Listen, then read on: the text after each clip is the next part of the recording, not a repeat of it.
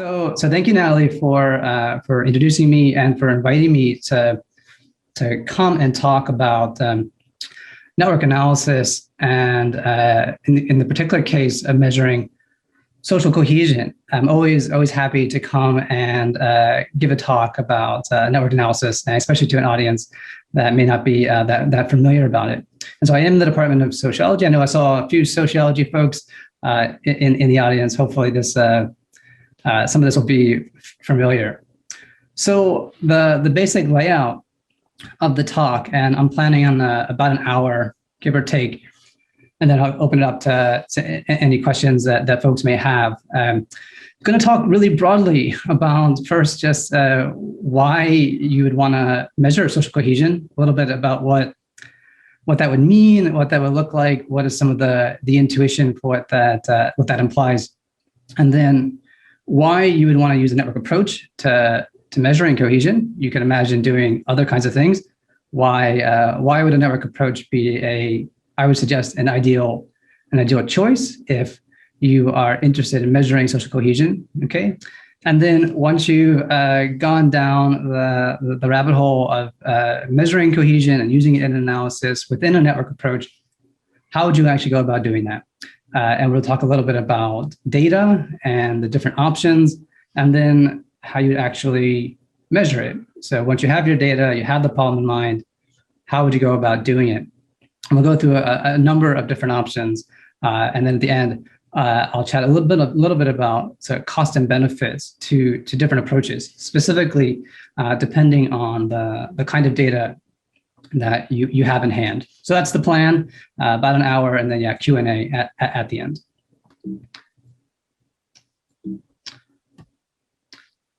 So the first question on why we should care about social cohesion at all, we're assuming we're social scientists, why should we try to measure social cohesion? And the really broad answer is that if you're a sociologist, this is unsurprising, but yes, individuals experience the world within context, okay? So if you're an adolescent, you have to go to school, they make you go, and that has a large impact, of course, on daily life and outcomes, health, mental health, and so on. Of course, individuals live in neighborhoods, and this is, again, a large impact on health, mental health, economic well-being, and the like. And of course, villages and as well as departments. So within an academic setting, you spend a lot of time with your colleagues. And so the social life of the department, it matters for career success and for your own health and happiness, okay? And so you think about this in a cross-context comparison, take the same individual, you put them in a different context, you may think some folks are going to fare better or worse, depending on where they are. So you take the same type of student and you put them in a different school, they may do better academically, they may have better health, mental health, and so on. Okay, so context matters. And if we think that context matters, we need a way of measuring the features of schools, neighborhoods, and so on. Okay. So there's lots of things we can measure on a context. We could, if you're interested in schools, you could, of course, measure things like the size of the school, the composition. You may be interested in the racial composition of the school, or the SES, the parents, and so on. But we may also be interested in somewhat fuzzier concepts, a little more abstract things, such as social cohesion. A little harder to measure than just sort of counting the number of people in a school, but it's a very common concept used in social sciences as a contextual level predictor. And so if we're interested in these sort of fuzzier, slightly more abstract concepts measured at the level of a context, such as a school, we need to figure out good ways of measuring it in a concrete way so that we can answer our substantive question of interest. And that's really what the talk is about today. And so what's some of the intuition or some of the ideas behind social cohesion? Why may we care about it at all? And then we'll kind of veer into a little bit about how we're going to do this using network data. So what's the intuition? The intuition, we think of cohesion. What does a cohesive setting sort of look like?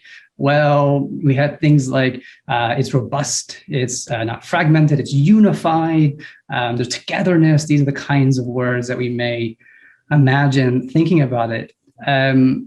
What does it look like? A little more closer to the language of network analysis. Well, this cohesive context is one where maybe everybody knows each other. They're willing to help everybody out. Everybody's friends of each other. That's sort of the positive side. You can also think about this as a lack of clear divisions. So there's non-antagonism between two warring groups, right? A cohesive setting is one where that doesn't happen. Or you can think about this in terms of the absence or the lack of isolation. So a cohesive setting is one where sort of everybody is part of the group, that you don't have people left behind. So slightly different versions of what we might imagine as a cohesive setting, but capturing similar ideas, one where sort of everybody's part of the larger context, part of the group, as it were. Okay, so why may we care about that? Well, as it turns out, and perhaps you'd be unsurprised to learn, that more cohesive settings are typically have better outcomes for the individuals who are in them. And so there's a long literature.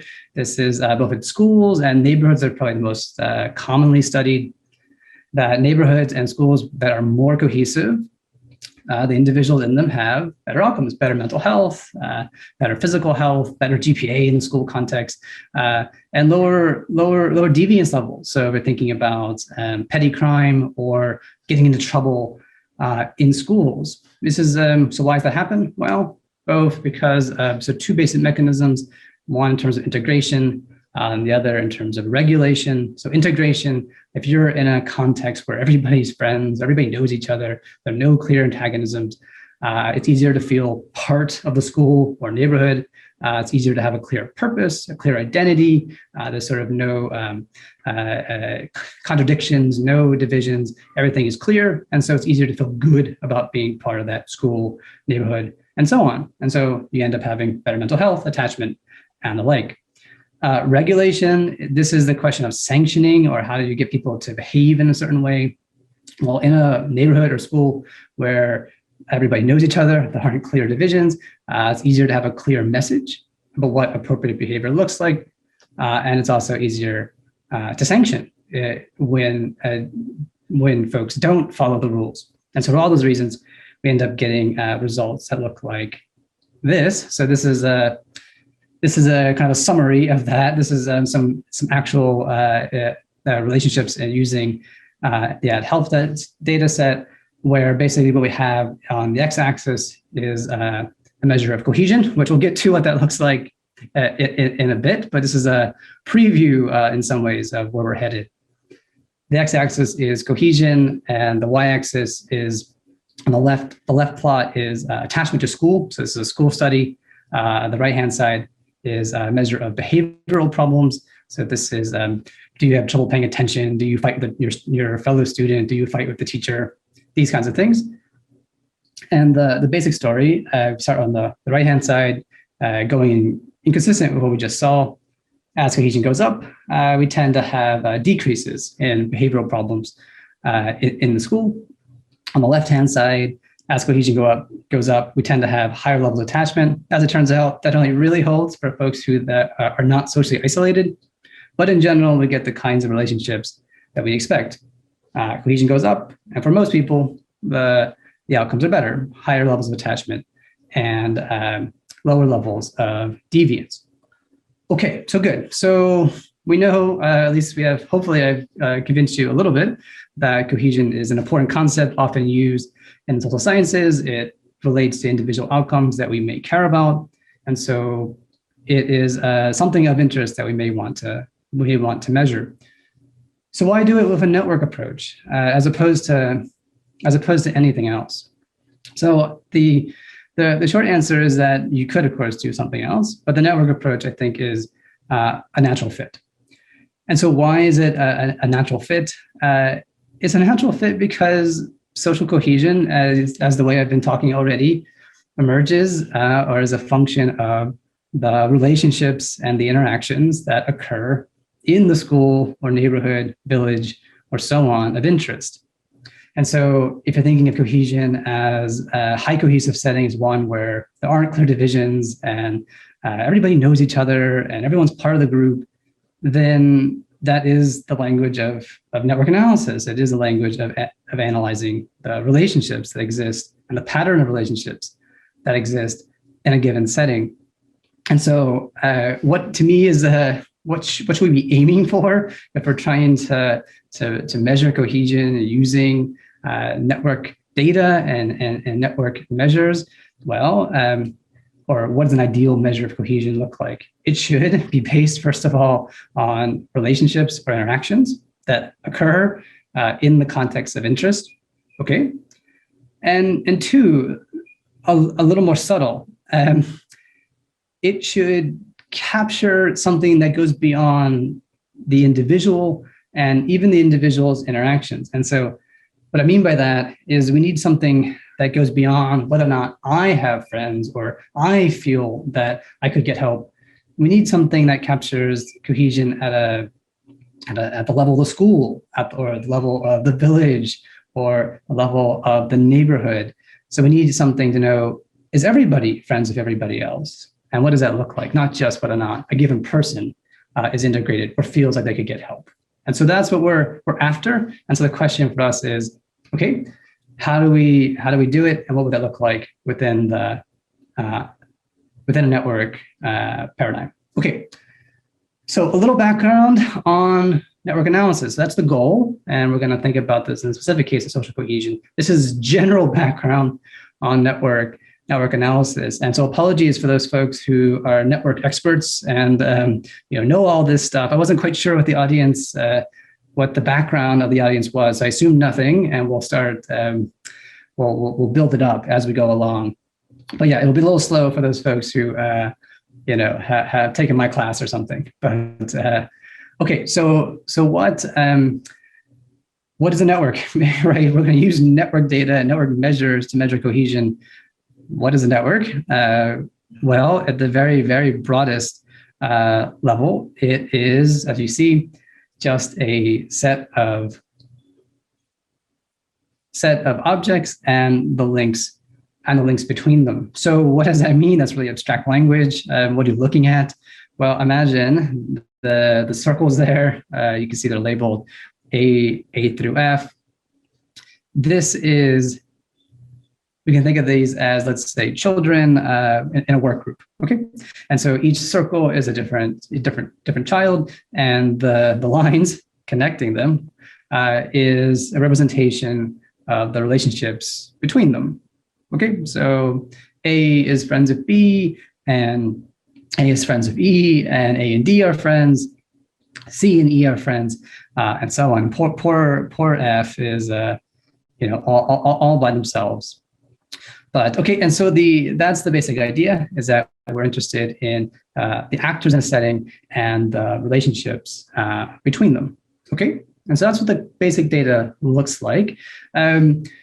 Again, these are sort of preliminaries just to give you a sense of, if you're a network analyst, what you're working with and how you would go from these kinds of data eventually to measuring cohesion.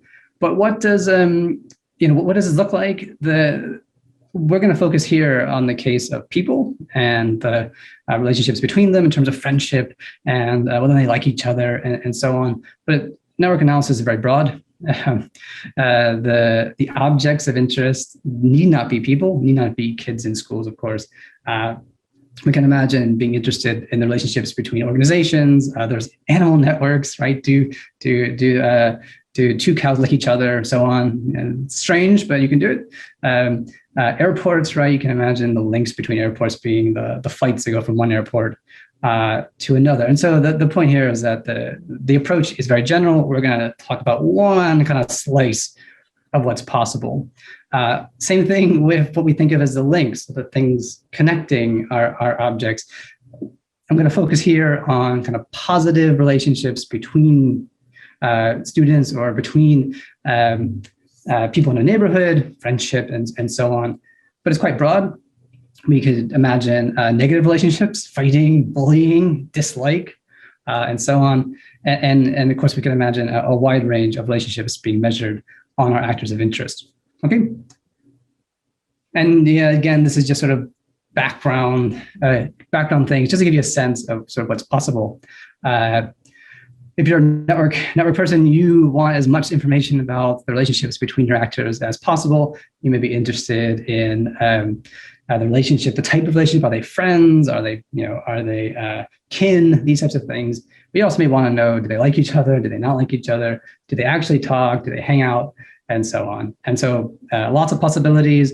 We'll only talk about sort of, again, one little slice of the full range of things one could do. Yeah, a quick note on terminology. Network scholars are terrible in terms of in terms of consistency. Lots of words for the same thing. So we're thinking about the objects being connected, i.e. friendships among students, right? The students being the objects in that case. You may hear nodes, actors, vertices, it's all the same. This causes lots of confusion, but it is all the same. And I too may in this talk find myself being inconsistent, but if so, it's all the same thing. So just something to note. Same thing, the links, again, lots of words for the same thing. Edges, ties, connections, relations, all basically just saying whether or not there's some connection or not between our actors of interest. Okay, so just as a side note, let me just give you a sense of what you're looking at, the kind of data you're going to be analyzing. So you're a network scholar. What does it mean to try to analyze cohesion? In this case, you're looking at a school network, and the objects, the nodes here are students in a high school, and they're colored by race, or how they identify racially, and the edges are the lines connecting them based on friendship. And you can see here what's interesting. Clearly, there are very large divides by race. One of the questions we're going to think hard about is, okay, if this is your data, right? Or this is the school you're interested in. You plot this. That's what it looks like. What is this a cohesive school or not? This is sort of one of the questions we need to think hard about. How would you formally measure or decide what is cohesive or not? And so just keep this in mind in terms of deciding and measuring what cohesion looks like within a network approach. Here's another example, again, just kind of give you a sense of the range of like what network features could look like. This is very different. This is a co-authorship between physicists. Okay, so do two physicists, they're the nodes in this case, co-author with each other or not? And again, the question is this cohesive? What would it mean substantively if it wasn't? What are the implications for the subfield in terms of production of knowledge and so on? So it's not simply we're measuring cohesion, but we're going to apply this to substantive questions of interest. Okay, so what is network analysis going to actually do for us? And we're going to get some examples soon. So in general, it is a set of methods for taking data that looks like this, that takes data that is based on the connections between actors and allows us to first to produce those kinds of graphs, those kinds of pictures, which of course is a very nice intuitive way to begin. But it gives us more than that. It gives us a way of measuring features of interest as well as modeling prediction on ties between our actors. And so basically the set of methods that are designed to deal with data that is relational right from the start. Okay, so what kinds of data is possible? What does it look like in terms of you're a researcher and you're interested in collecting network data? What are sort of the range of things that one could do? So first, the data could be observational. Okay, so what does that mean? So you're interested in, imagine connections between students in a classroom. You could go into that classroom and you could literally write down who's interacting with whom, who are friends. And so it's the researcher observing interactions within the setting and literally writing down who's tied to whom. And that would be the way of collecting that kind of data. That happens, but it's not super common. Much more common, survey is sort of still a very typical way of collecting network data.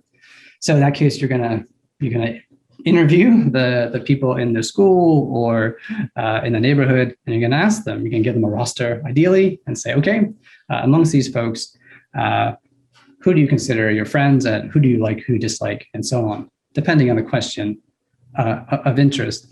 So I won't talk about archival stuff, but increasingly common digital records. This is so with the internet, of course, Facebook and Twitter, you can collect network data sort of passively. So you may be interested in Facebook friends amongst a set of actors, or who's following whom on Twitter, and so on. This is quite increasingly common. Of course, same thing with sensor data. You could have GPS information or Bluetooth on the phones. In this case, again, the network data is happening passively, sort of in the background. The phones are collecting information, and you in the back end can take information about where they were and what they were doing as a way of constructing the network sort of after the fact. And same thing with cell phone records. You could get the call logs over a month or so on, and use that as a way of constructing who is tied to whom, who interacted with whom during the period. And so again, the digital records are sort of after the fact, passively collected, but you can use it as a way of constructing the network. And yeah, obviously increasingly common. A little bit more background, and I promise we'll get back to cohesion soon. Okay, so this is just a word on the range of the kinds of data you could collect.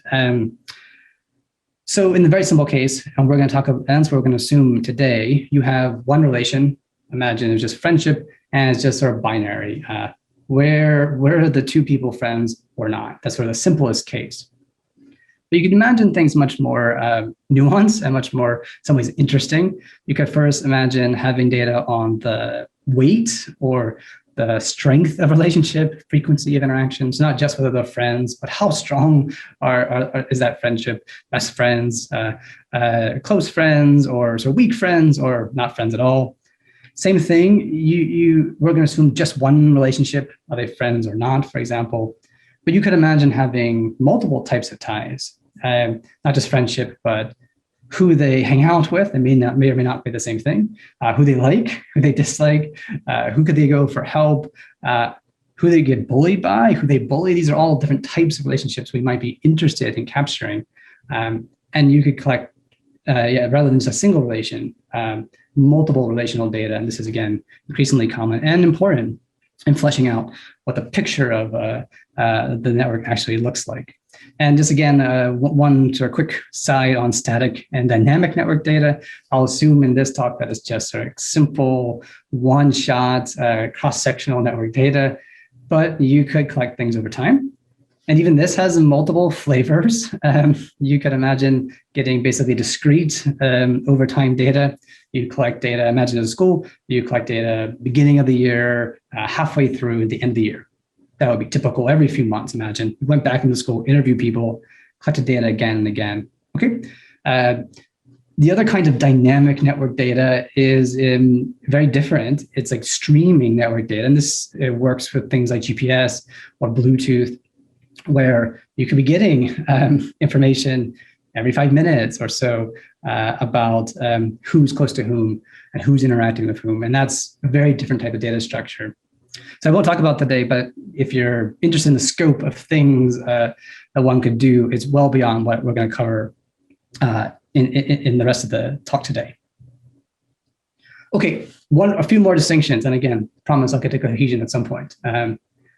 Okay, so one final distinction. I want to differentiate between census or complete network data and data that is sampled. Okay. So when you're a network researcher and you have census or complete information, what does that mean?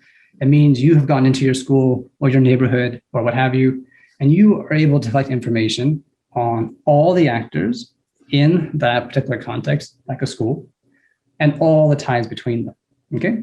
So if the school is 1,500 students, then you've interviewed all of them, and you have whether or not each person is tied to each other person or not. That's the assumption. Sample data, different. Here, you're not working with the complete set of information, but you're working with, as you might imagine, a sample or a subset of the sample nodes. And there's different flavors of sampling a network. I'm going to assume that we're working with ego network data for the rest of the talk. And what does that look like? That means you have randomly sampled nodes from the school or neighborhood of interest. And you assume that there's no identifying information on the alters. And I'll show you what that means in a second. Okay, so here's what it looks like visually. On the left-hand side, we have this is the complete census network. You have all the actors and all the ties between them. And on the right-hand side, you have the sampled ego network case. And so the idea here is that with sampled ego network data, you're just getting little pieces of the network as opposed to the full picture, which is what we really want. Okay. And so what would it look like to, and we're moving in towards getting into cohesion soon. So you are a researcher, you went into your school, you interviewed everyone, you have complete or census network information. What does that, what would you do with that? Well, one thing you could do is take that information and construct a matrix, and we'll define this as Xij, such that each element of that matrix says whether or not there's a tie between that I-J pair. Okay, and this is sort of a classic way of analyzing or putting together your network data into a form where you can actually start to measure things. So going from the picture, which is nice, into something you can actually start to summarize things on, which is what we, of course, really are interested in doing. So what are you looking at? This is the matrix representation of this little toy network that, so we have Alice, Beth, Carl, Diana, Ed, and Fred, okay? And we see that Alice is friends with Beth, and so there's a 1 from the Alice-Beth part of that matrix, and Beth is friends with Alice as well as Carl and Diana, so you see a 1 for Beth's row in terms of Alice, Carl, and Diana, and so on. So I won't belabor this.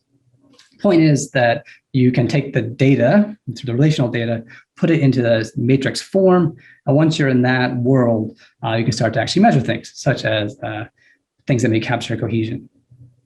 And I won't talk about the edge list, but another way of representing, taking the sort of picture of the actual raw data and turning it into something we can actually use. Okay, so what happens with ego network data? So the complete census data, we take our matrix, or we can take the data, put it into matrix, and we can begin to analyze things. What about the sampled? What about the case of sample network data? What does that look like? Well, in the case of ego network data, which is what we're assuming here, we assume you go into a school or neighborhood or what have you, and you interview a subset of the people, randomly selected. And for each person, each respondent or ego, in the language of ego network analysis, you ask sort of typical kinds of questions like this. And I have examples down here. So what would you ask someone? You would say, okay, you go into the school and you say, look, think about the people you consider to be close friends and list each friend on a separate line. So you get a list, literally a list of who they consider their friends now within the school. Important that within the sort of typical ego network structure, you don't know the ID of the person they consider a friend. You just know they basically put down an alias or a nickname. You know how many friends they have, but you don't know who those friends actually are. And again, language-wise, within the world of ego network analysis, the named friends in this case are often called alters. That's why you see alter 1, alter 2, alter 3. Okay. So in this little example, we see respondent 1 names 3 friends, respondent 2 names 2, and respondent 3 says, doesn't name anybody. So that's the beginning of the data, of the way the data is collected. What happens next? For each person that's named, they may ask, okay, tell me something about each friend. In this case, we asked about gender. Okay, so tell me for alter 1, alter 2, alter 3, is this person male or female? All right, so the first respondent, we see everyone that they named as friends was also female, and responded to 1 was female, 1 was male. Okay, typical kind of data that's collected. 3, you may also get information about the ties between the named friends. Okay, so they may ask, okay, think about friend 1 and 2. Do you think they're also good friends? And then yes or no.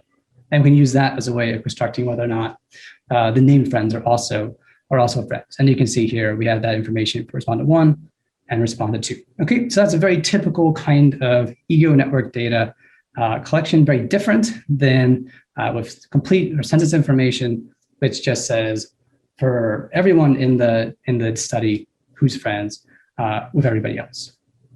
Okay, and so again, going back to the picture that we saw before, the left-hand side is the case where we have ties between all actors at a school, and the example on the right is taking a couple of example ego networks A, B, and C, and we have information about who they interact with, or at least something about how many, their attributes, not specifically which people. And so the question for the rest of the talk is, if you have data that looks like the left or the right, how would you measure social cohesion? And we'll walk through first on the question of, if you have complete or census information, what would that look like?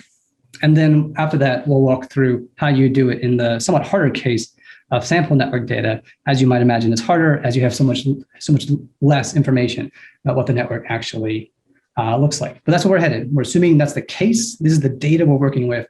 And the question is, what can you do with it if you're trying to answer the question of what social cohesion looks like in a school or neighborhood or whatever context of interest? Okay, so that's our goal. And so now we're moving into, so we've gone through the basics of what network data looks like and what we're assuming we're working with. The question is, okay, if that's what we're working with, what can we do with it? And so the goal, again, going back to the cohesion, I promised I'd get there eventually, is the question is, if we have network data, who's friends with whom, for example, in the school, how can we capture this idea of cohesion, where intuitively a more cohesive context should be one that is robust to fragmentation, harder to disconnect. It should be one where there aren't big group divisions. It should be one where there aren't people isolated. It should be one where people know each other, where everybody's friends. So how do we take those sort of intuition and turn it into an actual measure? All right. So what are the options? And there are a number, and I'm not going to go through everything that one could do, but I'm going to highlight a couple. And so first, I'm going to start with density, sort of an easy one. The kinds of measures you could do. And again, we're going to start with census network data. So assume we have all actors and all ties between them, and we want to measure cohesion. And we're going to assume that's what we're working with first, and then we'll get to the sample case later. So we're going to start with density, because some ways it's the easiest. And then we'll get to component size, by component size, K connectivity, and average pairwise connectivity. And so I'll talk through a little bit about the intuition of these different measures, how it goes from the data to the idea of cohesion. And it captures it in slightly different ways, depending on the measure, the specific measure of interest. So let me start with density. All right. So density, let me talk through what it literally does, and then I'll talk through a little bit how it connects to the intuition I think we have of cohesion. So it's an easy measure. It is literally just as you can see, the total number of edges in the network divided by the number possible. Okay. So if you're, you prefer the matrix notation, you take that matrix of all the capturing whether or not there's a tie between each IJ person in the school or neighborhood, and you just sum it up, right? You're just summing up over the rows, summing up over all the columns, just summing up all the values in the matrix. That would tell you how many ties there are overall in the network. And then you divide by the number possible. And the number of possible is, as you can see, n times n minus 1, basically just taking out the diagonal. So it's the number of pairs in the network, and you basically ignore the diagonals, which is basically the self tie, which we don't care about. Okay, so what does that mean? Basically, it tells us something about the proportion. So it tells us the proportion of total ties that exist out of the total number, the number possible. So why is that a good or interesting measure of cohesion? Well, it tells us something about how close we are to this world where everybody's friends or not. And so let me show you a couple of examples. These are toy examples. So here's this is your very, very low cohesion network. Okay, there are no ties, right? This is you go into a school and nobody's friends with anybody else. They're all in their own little world, and no one's interacting. This is a world where very low cohesion, and of course the density score is 0. This is the extreme version of nobody being friends with anybody else. Okay, so here's an example somewhere in the middle. So same size network, 10 people. This is a little under half of the total possible number of ties that exist. Okay, so it tells us something in terms of what cohesion looks like. And here's the extreme case, okay, everybody is tied to everybody else. And you can see here the density equals 1. So all possible ties actually exist. Okay, and so density tells us something about the volume of ties. It tells us how many ties, basically tells us whether or not people are in general friends of each other or not, and to what extent. So let me give you a couple sense of the properties of density. So first, it's scaled strongly by the size of the system in question. So what does that mean? That means as the school or neighborhood or whatever gets larger, density tends to get smaller. So that's the case because the total number of possible ties goes up at a very high rate, non-linearly goes up, while in practice, the number of ties that you see increases at a linear rate or a much slower rate as the size of the system goes up. And this is, I think, intuitive. So if you're in a small school, it's easier to know everybody, okay? If you're in a huge high school, you just can't possibly know everybody, in which case there's going to be a large number of possible ties that could exist but don't. And so just something to think about. It's not necessarily a problem, but it is something to know that you almost always get this relationship that as system size goes up, the density almost always goes down. And the other thing to think about is that density, while interesting, just tells us about the volume of ties, basically how many people know each other. But doesn't tell us all that much about the structure of the system, which we'll see in a few minutes as we get into other measures. But here, let me just show you an example of the scaling by size. So here are two example networks. Same average degree, and by degree I just mean number of, in this case, let's say number of friends that each person has in the network. And so on the left, on average, people have 5 friends, and on the right, people also have 5 friends. Okay, so the number of friends from an individual point of view is the same in these two networks. What's different is the size. So you can see clearly the first network is small, 6 people. The second network has 100 people. So we've gone from 6 people to 100 people, same number of friends on average from the individual perspective. And the density has gone down dramatically. So in the small network, it's 1, while in the large network, it's 0.05. So what does that mean substantively? Well, if you have 5 friends and the size of the school or the classroom, whatever, is 6, yeah, you know everybody, right? On the other hand, if you're in a much bigger school or classroom or whatever, and you only know 5 people, then there's a whole bunch of other folks out there that you're not friends with. Okay, and that's just some ways that's substantively true. If you're in a big high school and you only have 5 friends, there's a whole bunch of folks you don't know. And you have to think about whether or not, or what to make of that in terms of cohesion. But it is a function, and almost always find that when you end up measuring density. But let me go on to a couple other measures. And so what I want to go, I want to move to measures that actually capture something about the the connectivity pattern, so beyond just the volume. So density just says, okay, how many tides are there? How many are possible? What's the ratio? And that's a good start, but doesn't tell us all that much about the structure of the system. It doesn't actually tell us all that much about robustness or fragmentation, or even really about how unified the network is. Some of this intuition that we're trying to build up tells us a lot about whether or not everyone's friends with each other, but that's sort of the only thing it captures. So what else could we do? So we're going to move to things that are based on paths, but the sequences of edges connecting actors. And the first one we're going to look at is component size, okay? And so a component, as you can see here, is a set of nodes where everyone can reach everyone else, all right? And so one measure of cohesion, and I'll show you what that looks like in a second.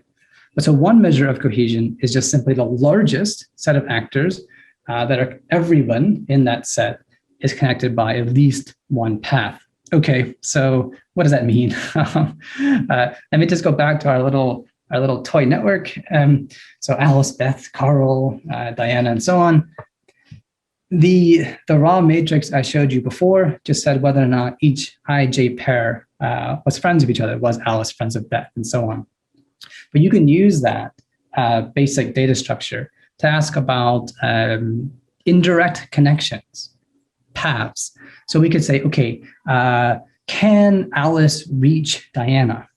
All right. So directly, Alice is not friends with Diana, but as you can see, Alice is friends with Beth, and Beth is friends with Diana. And so through Beth, we can see that Alice can in fact reach Diana.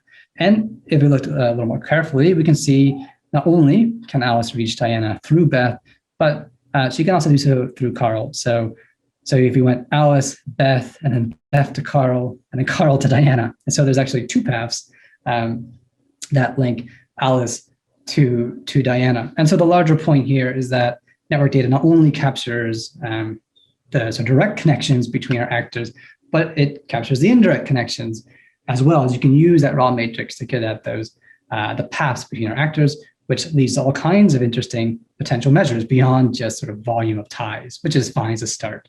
So let me give you a little intuition for what this might look like.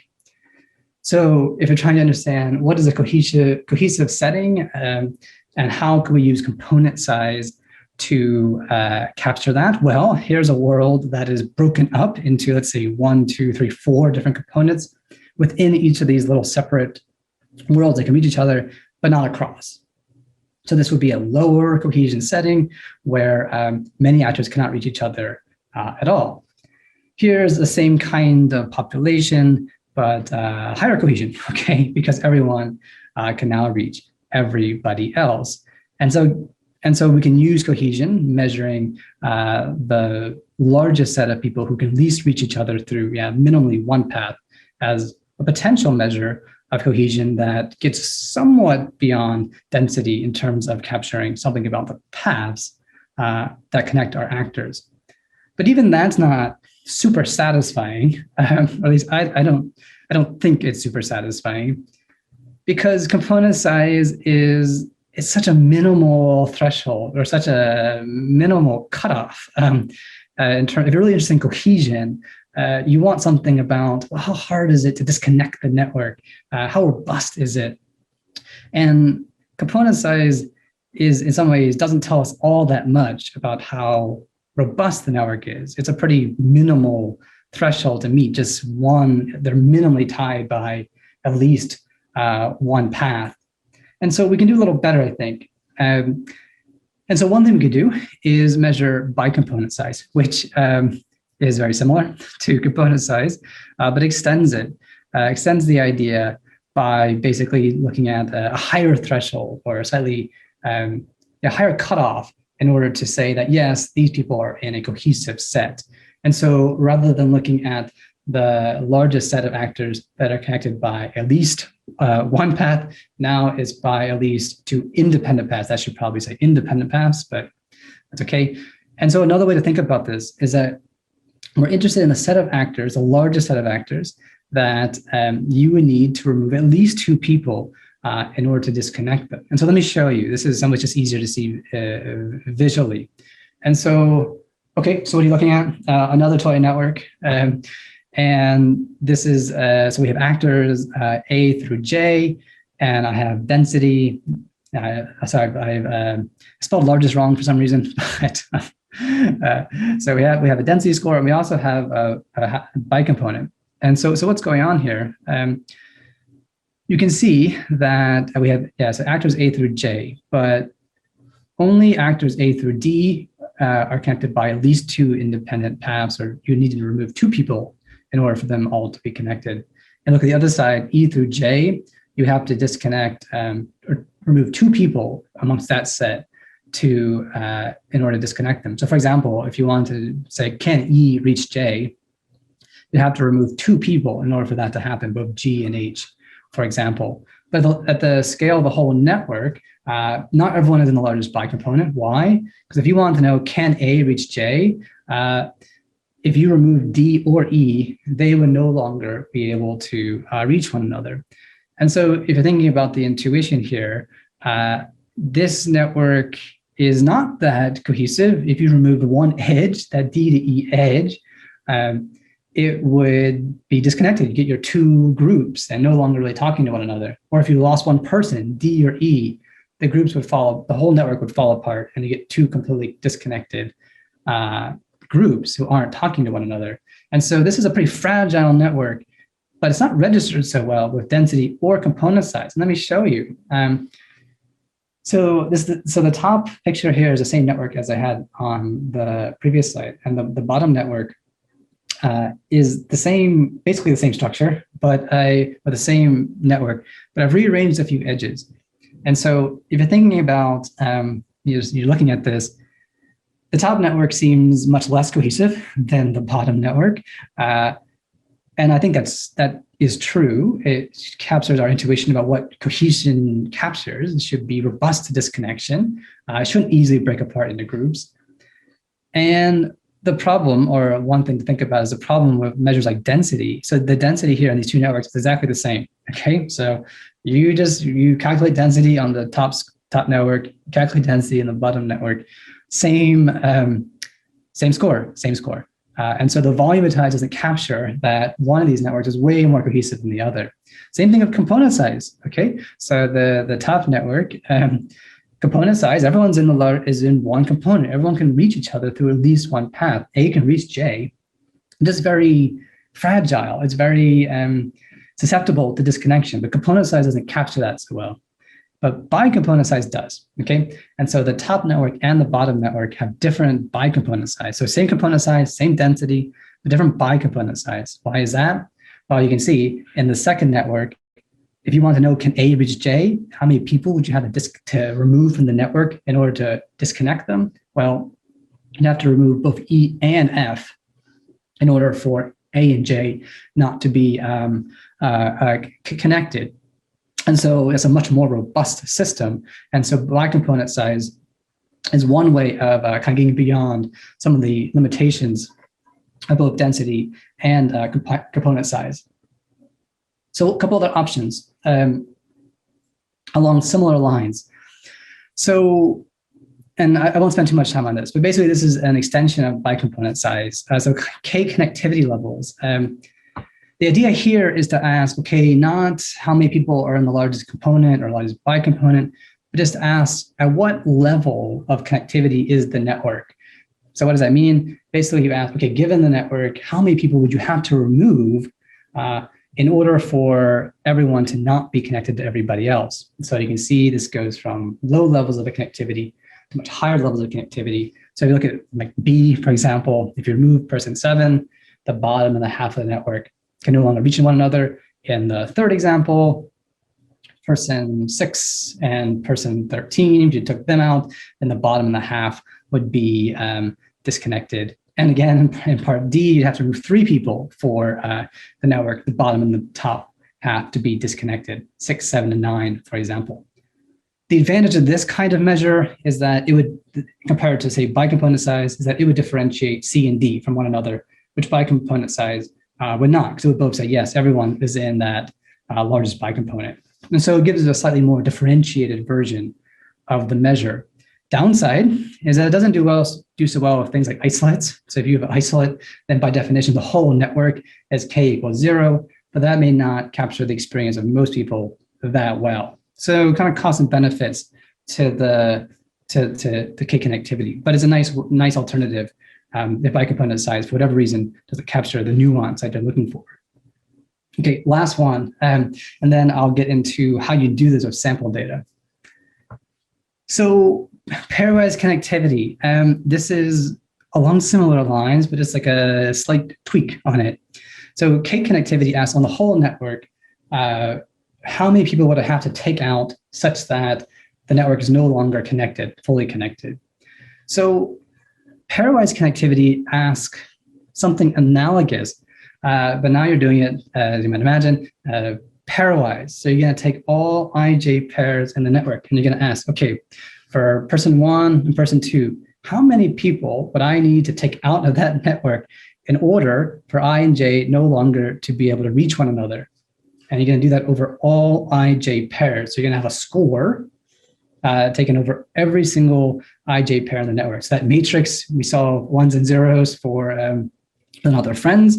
Now you'd have a similar kind of matrix for how many people you would have to remove such that I and j could no longer reach one another.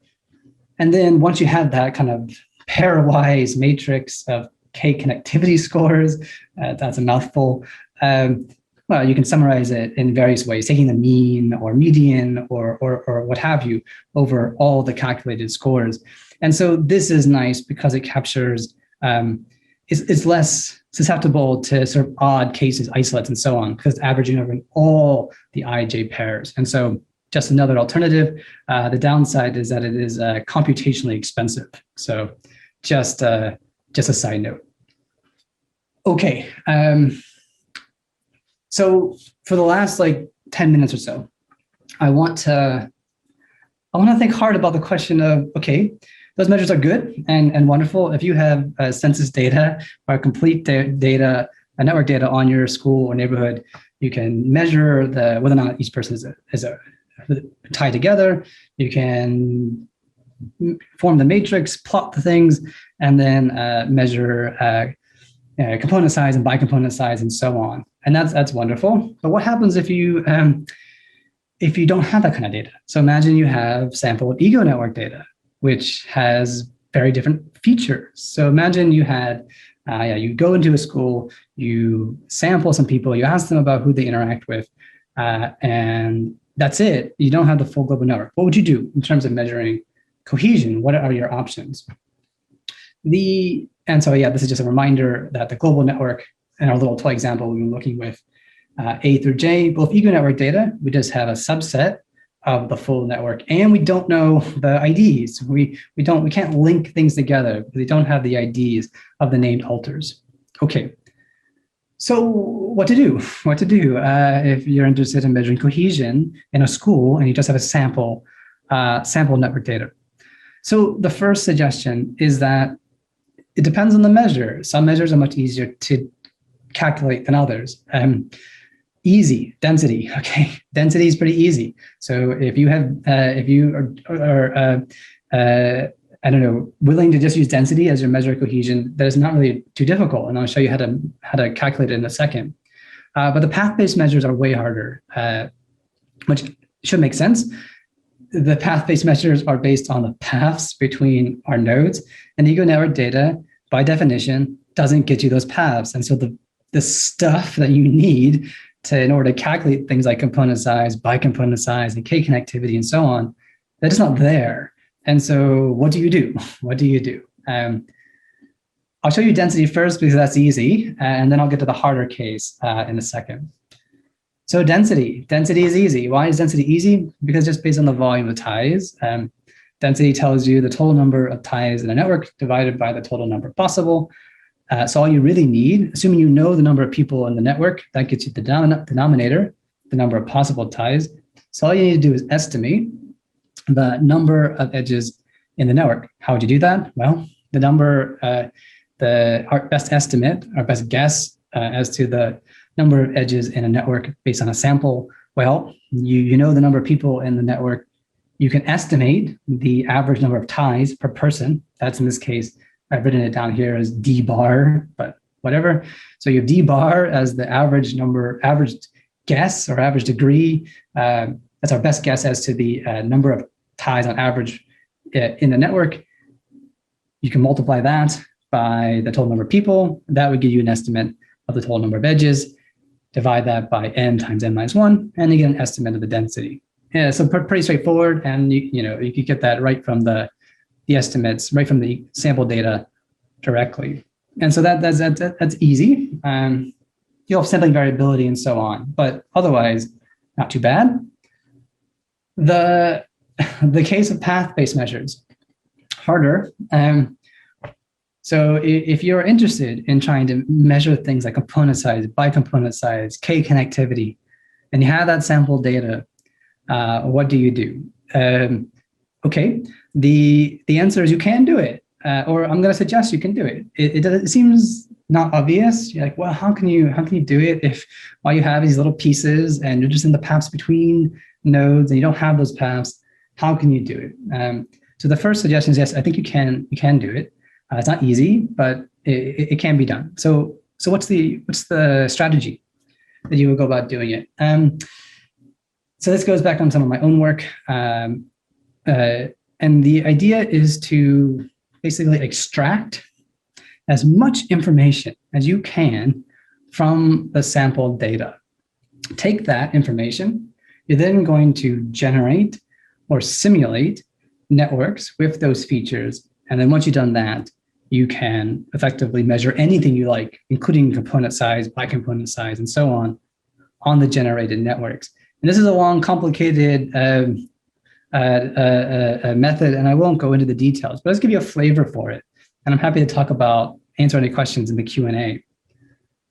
So let me just suggest that there's actually a lot of information in sampled ego network data, more than I think we often think, or more than we give it credit for. So what can you get out of sampled ego network data? Well, first, think back to, this is the same picture we saw previously. So think about the kinds of information you're going to ask people about. You're going to say, okay, please list your friends and give us an alias or nickname. And respondent 1 does three friends, and respondent 2 does 2, and respondent 3 does 0. Okay, so taking over all the sampled cases, this gives you an estimate of the degree distribution or the number of friends per person. Useful. Okay, what else do we have? Well, you're going to ask ego, the respondent, to describe the attributes of the named friend. So, okay, is friend 1 or alter 1 male or female, and so on. So, and you're also going to get analogous information about the respondent. Taken together, you'll know if the respondent, ego, matches or is different in terms of the attributes as the named alters, which is just another way of saying that we have an estimate of homophily. Is ego similar or not to the named alters? Okay, good. So we know something about degree distribution, we know something about homophily. What else do we know? Well, we also ask them to say whether or not the friends are friends of each other. Is alter 1 friends of alter 2, and so on.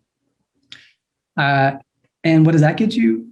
It gets you an estimate of local clustering. Would you expect someone who, is it the case that I should expect my friend to also be friends, my other friend, or not? And you can use that information to estimate something about local clustering in the network. Okay, so the basic strategy, as hinted at already, again, I won't go into this, but I'll just give you a flavor. The idea is to take all that information, something about the level of local clustering based on the alter ties you saw in the sample data, the homophily, the degree distribution, differential degree as well, but that's sort of a side point. All this information you're grabbing from the sampled ego network data, you're going to take that first, measure it, and then you're going to generate or simulate networks of the right size. And you're going to say, okay, the network that I generated, and imagine I took the generated network and I extracted, or I took ego networks from that generated network.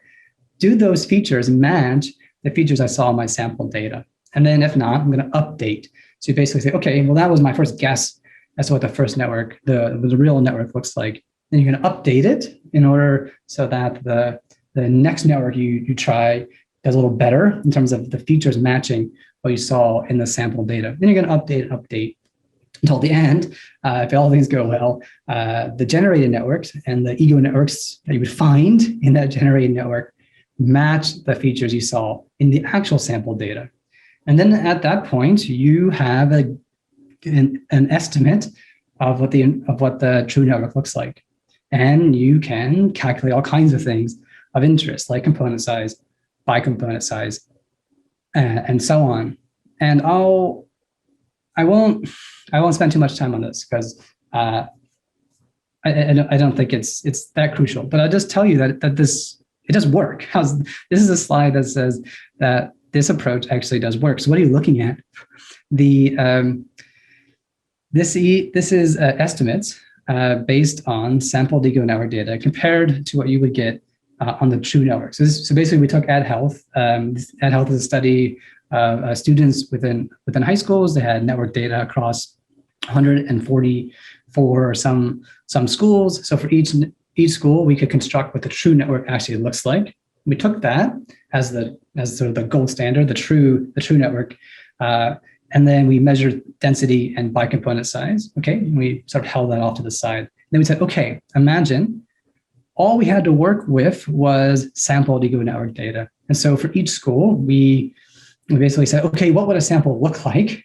We took samples and we said, okay, we only had information, and we use this approach to generate networks and then measure bicomponent size on the generated networks. Could we replicate what the true bicomponent size actually looked like? And so what you're looking at is across all 140 or some schools, box plots across different samples of the estimates for bicomponent size on the bottom row under different sample sizes. And the suggestion, and so on the y-axis we have so y-axis is the estimates from the samples, and the x-axis here is just ordered by the true bicomponent size. So if everything goes well, everything's right on that line. That's the idea. And I think the suggestion here is that it actually does pretty well. That you can estimate things that are path-based, like bicomponent size, from sample data with high validity. Obviously, there's sampling variability, especially if sample size gets lower, but not bad. Everything's more or less all on the line. Variance isn't too crazy, except for when sample size gets lower. And so you could use this as a way of measuring cohesion, even based on path-based measures, even when you have independently sampled data. The top row is the same kind of picture for density, which I said earlier was easy. And this picture also suggests pretty easy as far as it goes. All the estimates across the samples are right on that line. And yes, you can get a good estimate of density as a measure of cohesion from sampled ego network data. And I won't talk about this, but I'll just say as another kind of test, we said, okay, imagine we wanted to use those measures, density and bicomponent size, as predictors in the HLM.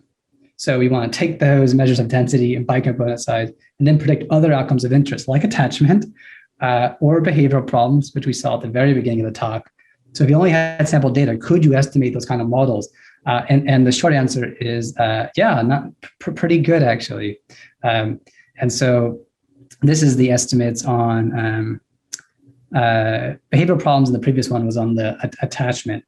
And yeah, not bad, actually. Using the true value and using the ego network based estimate, you get almost identical results.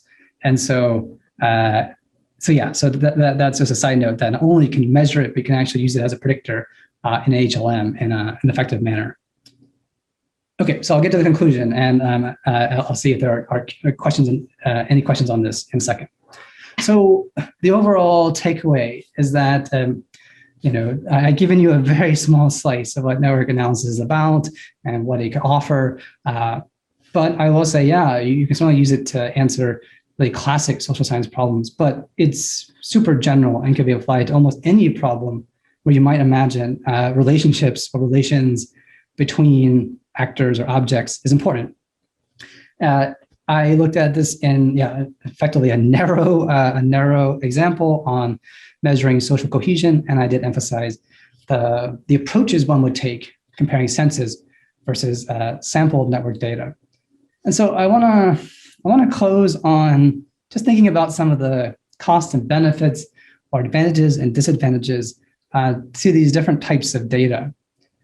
So if you're thinking about senses or complete network data, what's the advantage? Well, the clear advantage is that it's easy to measure things like cohesion or path-based measures. You take your data, and at that point, you form the matrix, and it's not so difficult to measure things like component size and so on. The disadvantage, it's harder to collect, especially if you have to do a survey. If you can rely on passively collected information or things online and so on, maybe it's not so bad. But if you have to go into school and interview people, obviously harder, especially if the network is very large, right? The larger the network, the more people you have to interview, the more resources you need, and so on. Or imagine you had many contexts. Imagine you're a researcher and there's 50 schools or 100 schools, and you need to go in and interview every single person in every school. That can be prohibitive. It happens once in a while, but not that often. And so if you are a researcher of limited, resources and so on, this may be difficult. Again, maybe you can find Facebook data to do it. But if not, if you have to actually go and collect it, it may be harder to do. So again, costs and benefits. Sample network data. Advantage, easy to collect, right? So you don't have to interview every single person. That's obviously the advantage of a sample. You only have to interview some people. And specifically in the case of multi-context, you could, even if you had 50 schools, you'd only have to interview a few, maybe 100, maybe 150 or so people in each school, much more possible. Disadvantage, as we saw, not for the faint of heart, I think, to try to estimate things like cohesion, path-based measures, using sample data, not easy. Possible, but not by no means easy. Also useful to keep in mind that there's uncertainty in the estimate due to sampling. So it's by definition, you have one sample, take another sample, you'd have a different estimate. And so of course you have to deal with that in any analysis you ran. And I'll just say question mark problems of measurement error, but I'll punt on that for now. If there's questions on that, I'm happy to talk about it. But there may be, in fact, measurement error problems because you are relying on the respondent to report on the features of the alters, which has all kinds of intriguing problems or potential problems. And so I'll leave that an open question, but this is something on my mind. How's that? And I'll end the talk. Here's various citations, which you're free to look at. And on that note, I'm happy to take any questions or open it up to general discussion. That if anyone has any questions, I'm happy to take them. So thank you.